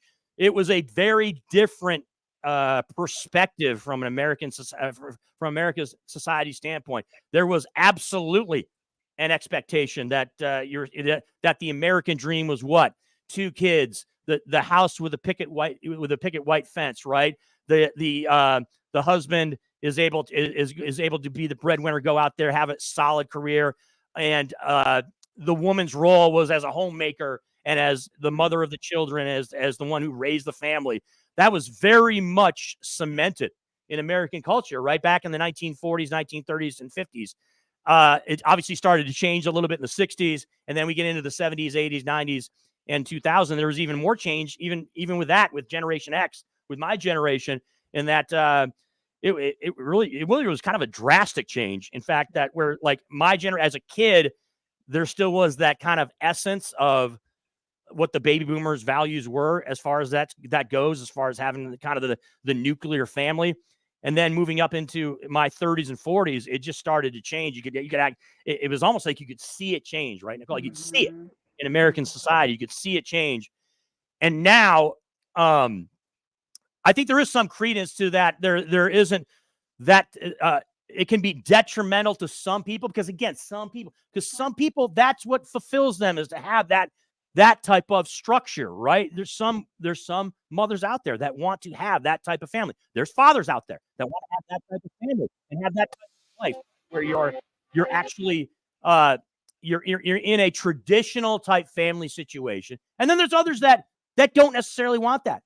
And Nikole, newsflash, I happen to be one of those people, right? I happen to be one of those people. Brian Shapiro happens to be one of those people too as well. Where I've had opportunities to get married and didn't do it for a number of reasons. And look, I've had many flaws throughout my life when it comes to a lot of relationship type of situations. But at the end of the day, I have a mentality much like Julia does, in that I don't sit back and lament and say, "Oh my God," because I don't have any children, right? I'm in my 50s, don't have any children, haven't been married. But it's not necessarily it wasn't necessarily a conscious decision. It just happened to kind of work out that way. Because there was times in my life where I wanted to have that. There was times in my life where I thought, I would love to have somebody to get married, have a wife, have children, right? Or get married and then maybe get divorced, but still have children. Yeah, there was times in my life where I thought that way. I know I'm kind of going off on a tangent here, but the point I'm trying to make is that there's been a real change in kind of the perception of American society from a family standpoint. And I think it's much more free flowing in 2023, if that makes any sense to you, than it has been in previous generations throughout the years. Totally. Like, women have been economically dependent upon men for as long as America's been around. Women have been forced to be dependent. And if a woman tried to leave a man, she would be economically and financially ruined. So women have stayed in marriages, have stayed in families, not because they wanted to, but is their only viable option. And so when people talk about like the concerning divorce rate, I have a very different perspective on divorce before I even got divorced, but especially as someone who's gone through and who's come out on the other side way wealthier, is like, women finally can make it on their own. Women no longer need a man to be the sole provider, because we now do have more opportunities for women. We do have more equality. We're not fully there yet. But even for me, right, I'm the breadwinner for my family. And when I tried to be in that traditional role, the traditional family, we were on food stamps for 9 years. Like, we were all struggling because none of us were in the right position for who we really wanted to be. And so now that women are financially more capable, or they've always been capable, financially independent and free to make their own choices, make their own money, you're going to see more single people. You're going to see more divorced families. And not because the family's being ruined, but people are waking up to, what is it that I want? What brings me alive? And I think that is actually what we need. And this is, to me, a reflection that we've come so far in society where women can finally call their own shots, make their own damn decisions. Make their own decisions, live life on their terms. And to me, that's a really beautiful thing. Some of the reaction on the text lines on YouTube, Nikole, in the 80s, you always heard about the quote unquote latchkey kids. Latchkey kids, had house keys to let themselves in the house and be home alone because parents were, and particularly mothers, right? Mothers and both fathers were in the workforce. So kids were more to kind of fend for themselves back in the 1970s and in the 80s. Also, once a woman, another reaction from Bizman 34. Once women began to enter the workforce in large numbers, it took a while, especially in major industries, that for men to realize how valuable women are in the workforce. That's another aspect of this too, right? I mean, back in the early 1900s and even before that, there was not an appreciation of women and what they could bring to the table when it came to American commerce and American society, and especially in the business realm. That has completely flipped, Nikole, right? And now there is a clear indication, and that we are well aware of the contributions that women make when it comes to the business community. Business community and even at home. So the women who do choose to be stay-at-home mothers, like that is a full-time job worthy of massive compensation. Like that kind of job is around the clock. You don't get to clock out. You don't get to go to another house at the end of the day. You work where you live where you work. It is honestly, for me, the most exhausting job I've ever had. And when I finally was able to go into the workplace and contribute my skills and my passion and my expertise to what I love to do, I started making a crap ton of money. But when I was a stay-at-home mom, there was this idea of like, that isn't as valuable. They both provide value. The point is like, we need to let women choose what they want to do. We need to let people choose what they want to do. There's no outsider, no one else who can tell you what you should be doing with your life. It's the view, right, that women are able to be more assertive, right, when it comes to our everyday life. And by the way, that's not just about the workplace. That's not just about your family life at home. That also comes into play in dating, right, Nikole? That comes into play when it comes to how Americans feel about igniting the dating process. And what I'm talking about is this. Women, not afraid now to ask men out on dates, right? Not afraid to be the one that initiates that. Women are not afraid now to pick up the tab, right? Women are not afraid that those are certain things too also that have changed when it comes to the idea, I guess, Nikole, of women being more assertive across the board. Yeah, it's like when women know what we want, we go for it. I'm one of those women who ask men out. I'm one of those women who initiates because I know what I want. If I want it, I'm going to go for it. I've picked up the tab. And then now I'm in a relationship where we've had that conversation of like, what does the dynamics look here? And this is a beautiful thing. It's like, there is no prescribed role that I or my partner should fulfill. So we check in. Do you want to pick up the tab?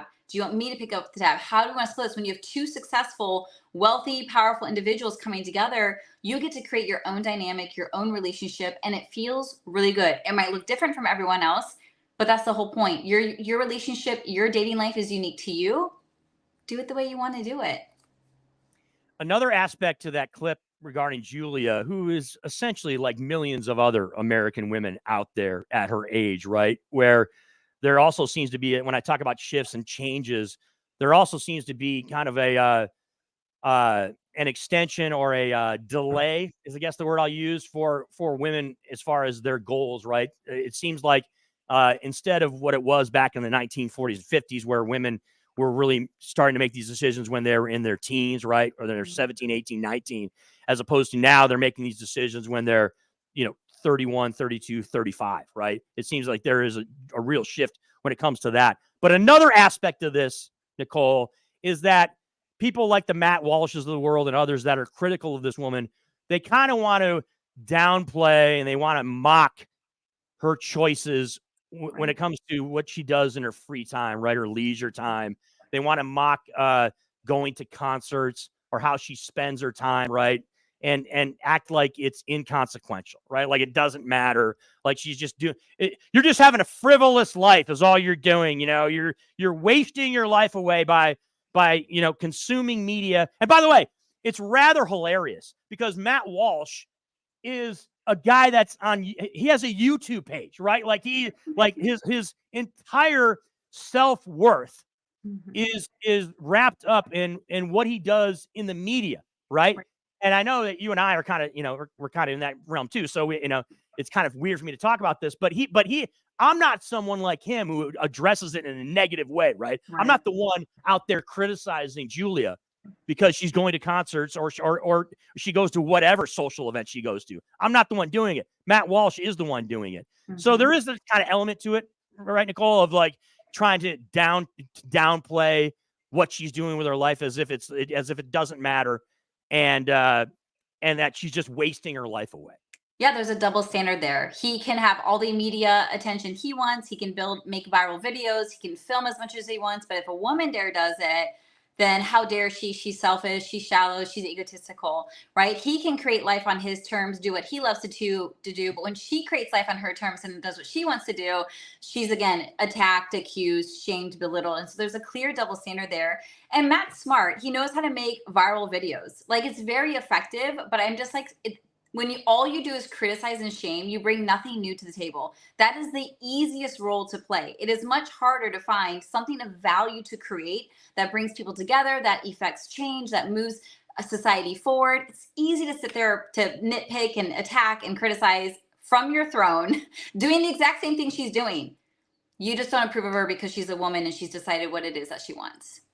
Nikole Mitchell joining us for a regular segment on Fridays here on Pushing the Limits. I'm Chris Winn in for Brian Shapiro. So here's the exact quote, Nikole, from Matt Walsh. Her life doesn't revolve around her family and kids. So instead, it revolves around TV shows and pop stars. First of all, she's too stupid to realize how depressing this is. First of all, Matt, all right, you determining what's depressing in other people's lives is laughable, all right? People make their own determinations about what they think is important or what they enjoy or how they want to spend their free time. So that's number one. Number two, all right, you are a YouTube host. You are on visual media every day. I happen to come across, because I'm someone who I'm on YouTube all the time. I happen to, unfortunately, come across all your horrendous takes a lot when I jump on YouTube, because it's on my algorithm, because my buddy who is my housemate happens to like to engage in a lot of his stuff. So it pops up on our algorithm. So I happen to see a lot of this guy's horrendous takes across the board. But it's absolutely ludicrous for someone like Matt Walsh to kind of try to clown somebody else because they consume media of any type. It's unbelievable. So again, he's trying to put her in a box, right, Nikole? He's trying to put this woman in a box in which in what he views is how women should be. And that's why I made the comment back at the top of the segment about how he's someone who's one of the barefoot and pregnant women type of people in America because of the views he expresses regarding Julie, this 29-year-old. You know what I thought when I read his comment about her video is, I don't know much about Matt. Thankfully, I don't follow him. I don't know if he has children, but I read his comment from the lens of a parent. And I think, dear God, if this man has children or has children someday and they raise up and they see him saying, you're too stupid to know what to do, what I think you should do. You're too stupid to live life on your terms. You're too stupid to choose. Like, I read them like it was such an insult. And I'm like, God forbid one of his kids grows up and becomes whatever they want to be and do whatever they want to do, because they have a history of how their dad insults, criticizes, and shames anyone who does anything outside of what he demands. And that makes me sad for his children. Nikole, he is a prime candidate, right, of that dilemma. That's what I call it. I call it a dilemma for a lot of the conservatives out there and Republicans and super ultra evangelical people that end up having gay people or lesbian people in their family, right? Or they end up having a family member who happens to be transgender, right? Yeah. They don't approach it in the way that you approach it and that I approach it and that Brian Shapiro and Justin Chuck and a lot of PTL Nation out there approach it, in which I approach everything when it comes to the LGBT community, transgenders, etc. I approach it in a way and a frame of mind of compassion and empathy and inclusion. That's the way I approach it. Period. Full stop. I don't not look at it. Now, look, I will admit okay, because I am as someone who puts all my cards on the table and I am straightforward. I'll admit, I think it's a little strange sometimes how certain people who happen to be transgender, some of their views on the world and how they approach certain situations in society. I think and some of the things they say, sometimes they get to be a little weird for me. I admit that, right? I don't think that's being negative or being judgmental in any way, shape, or form. But people like Matt Walsh, no, it is a negative thing. People like Matt Walsh and others, by the way, and others who happen to be friends of mine and who happen to be acquaintances of mine, will go down the road of everybody that is transgender has a mental health disorder. That is the road they go down. Everybody that is transgender is part of an ideology that is destroying the nuclear family in American society. And they completely disregard the facts of the matter, right, Nikole? The facts that, the transgender community represents less than 1% of the United States. I mean, it just is. It represents less than 1%. Even the LGBT community, right, is not some monstrous thing. But again, it all stems back to the view of people in those communities of having a negative impact on America, and it's just not true. Yeah, I always tell people, no matter where you fall in the political spectrum, can you be the kind of person where your close family and friends could come out to you? Right. Because you're right. You're bound to know someone who's from the LGBTQ community, whether it's your kids, your partner, your boss, your colleagues, your neighbors. Like, we are everywhere. I'm part of the queer community, and it's like, are you the kind of person where you're safe for me to come out to? And if you're not, that says something about you and your character. And it's unfortunate because if there's someone close in your life, like a family member, and they know you are not only not a safe person to come out to, but you might be violent, or you might be angry, or you might punish or kick out, like, that makes me sad for you because you're missing out on an amazing relationship with someone in your inner circle. And it makes me sad for them because now they have to fear their livelihood, their life, if they'll ever have a relationship with you again. And it just doesn't have to be that. Be the kind of person where someone could come out to you. That's all I ask. And you're someone who's been in this situation because you've talked about it. Look, I don't know all the intimate details regarding your family, but you commented about on this show multiple times, and also at the top of this segment, right? Your family, you having conflict and strife with your family because of the choices that you made, right? I mean, you're someone who absolutely has a personal experience with this. And I had to do the dance that a lot of people do when you're coming from a minority community, whether you're women or you're a person of color, or you're an immigrant or you're queer, and you do little tests. So I remember before I came out as queer, I asked my parents, how would you respond if one of my siblings came out as gay? Right. Just want to see what the reaction was. And then what would you think? And I kept doing these fake scenarios, but they were all me trying to gather the courage to come out to them one day and hope to God they'd still love me and choose me and want me to be part of their family. This is a reality for so many people in these communities, and so many of us have to hide our identity because we'll be rejected by our family and by our friends, and that is utter heartbreak. This is who they are. They're not creating harm. We tend to be the most loving people because we've expected rejection. We've experienced rejection our whole lives, or some form of silencing or shrinking, that we don't want anyone else to be silent. We don't want anyone else to shrink. So we tend to be some of the most loving, thoughtful, kind human beings that exist. And yet we're shoved back in the corners and told, don't exist, don't say it, don't admit it, don't be. And that is heartbreaking. It's such an engaging topic, Nikole. Look, we are up against it, man. Next time I'm filling in for Brian Shapiro, right? And if it's a Friday or not, and we have a chance to have the pleasure of having you on, got to get you on for the whole 2 hours because there's just not enough time. 45 minutes, Nikole. It's not enough time for us to dive into some of these topics. But tell us all how we can engage with you when it comes to social media and all things across the board. Yes, come say hi. I love making new friends. You can find all my social links at NikoleMitchell.com. My name, Nikole, is spelled with a K, Nikole. But I'm the most active on Facebook and Instagram. I'm on Twitter. Come see my Onlyfans. Like, all my doors are open. Come say hi. Looking forward, Nikole, to the next time that you're here in Vegas. Of course, have a great weekend down in California, and yes, I will be next time that you're in town for this, especially for the Sapphire remote. Because yes, as Numchuck knows, I'm not afraid to make a run over to Sapphire on a Friday and engage that magic. We will get a chance to meet face to face. Okay. Yes, I'll be there next Friday. That'd be fantastic, Chris. Have a great weekend, Nikole. I appreciate it. Bye. That's it. Nikole Mitchell, right? Life coach, made the transition from pastor to now she's a model and is a businesswoman extraordinaire. You want to talk about someone that has all of you out there listening, we appreciate it, and watching on our YouTube page at PTL Vegas. Also, you can find us here, obviously, on KSHP AM 1400, 107.1 FM. Thanks to Nikole Mitchell for joining us, and it's been a lot of fun last couple of days. Thanks to Justin Chuck Numchuck for making me look good and sound good here on. I'm about ready to head out for the weekend. It's week 1 of the NFL in earnest on Sunday. All kinds of football action. The final, too, of both the women's and men's U.S. Open. See if Coco Gauff can pull it off tomorrow in the final against Sabalenka, and much, much more. Have a great weekend, everybody. The TC Martin Show coming your way next. I'm Chris Winn, in for Brian Shapiro. Have a great weekend, everybody. We'll talk to you again soon.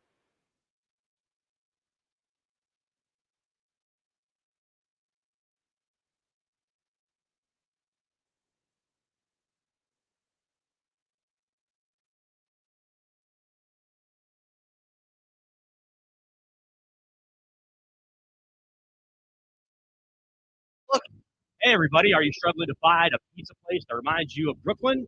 That true blue New York style pie? Well, worry no more. Stallone's Italian Eatery Pizza is a knockout. We're located at 467 East Silverado Ranch, Boulevard, just off Greenwood Road, half a mile east of South Point Casino, just minutes from the Las Vegas Strip. Come by and grab a slice of pie. Plus, check out our Brooklyn-inspired Italian cuisine. Our sandwiches are super hero, that is, because why be a sub